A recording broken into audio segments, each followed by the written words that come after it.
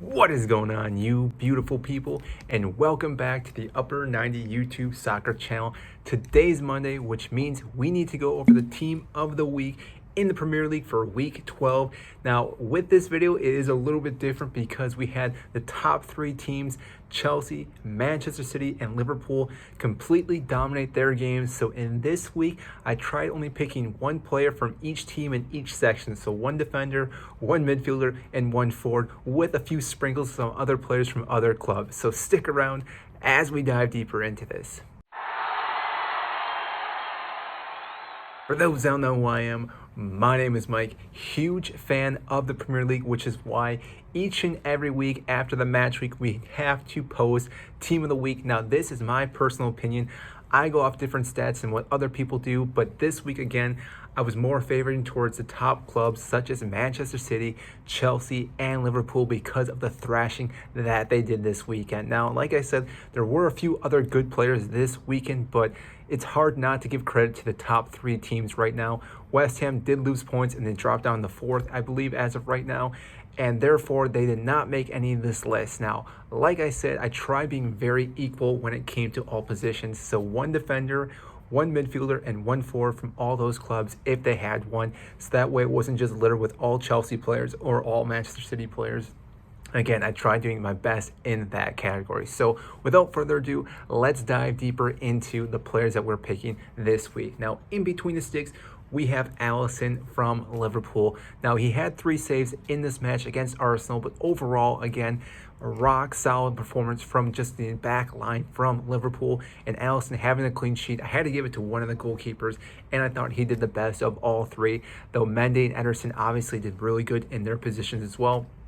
Mendy had some pretty good saves from outside the box, but I don't think Leicester really challenged Chelsea as much as Arsenal did to Liverpool, and that is why I picked Alisson as my goalkeeper.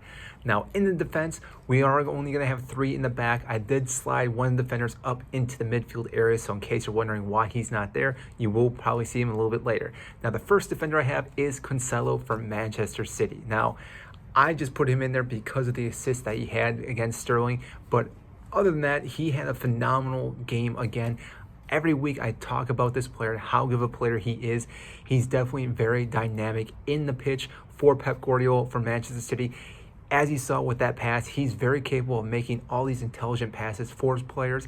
As long as they're making those runs, he can ping the ball pretty much in any direction he needs to and find those players to, again, give the opportunities for the strikers to score. And therefore, like I said, Cancelo definitely deserves this week in the team of the week. Now, next to him, I have Mings from Aston Villa. I thought for sure this was going to happen, that one of the defenders from Aston Villa was just going to have a stand-up performance due to the fact that, again, Stevie G is the manager. When you get a new manager, you typically get that manager balance. I know which player was going to step up, but obviously Mings was one of those players, had a really good game, had a clean sheet, and also got a goal, which is why he's finding himself in the top 11 for this week. And then alongside him, we have Rudiger from Chelsea. Now, like I said before, Chelsea just outshined against Leicester City. Really, Leicester City never even showed up to this game. They had a few chances, but otherwise, the entire back line, again, I could have picked Thiago Silva, I could have picked Chilwell, I could have picked all these other players, but I went with Rudiger due to the fact that he scored a goal as well. Now, in the midfield, the first player, like I said, couldn't technically be a defender, and that's from Liverpool, Trent Alexander-Arnold. I'm moving him into the midfield because I feel like he's more of a midfielder when he plays for Liverpool. He sits so high up all the time on the pitch that, yes, he does drop back every now and then, but I'm going to throw him in the midfield. And the reason why he's in there for 2 assists again this week, this player, again, is just a amazing crosser when it comes to the ball. He just serves it on a silver platter each and every time he puts the ball into the box. They're very fortunate that not only they have him, but they have Robertson, who was out this past week, but they have 2 great wing backs that can just ping balls into the box at any given moment, and therefore that is why Liverpool are so threatening. Now, next to him, we have Rodri from Manchester City. This guy, too, again, has just been playing out of his mind this entire season.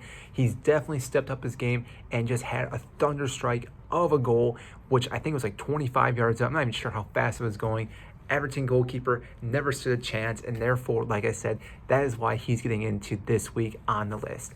Following him then, we have Kante from Chelsea, so another Chelsea player, again, no surprise. And the work rate this guy does, I don't need to even speak about this. We all know how good Kante is in the midfield. And this past weekend, he pulled one of those crazy goals out that he scores maybe once every other season. And he was due for one since he didn't have one really last year. Dribbled through the defense. Like I said, Leicester really wasn't even showing up in this game. Used Johnny Evans as a shield and just struck the ball beautifully with his left foot, and Schmeichel never even stood a chance against the shot.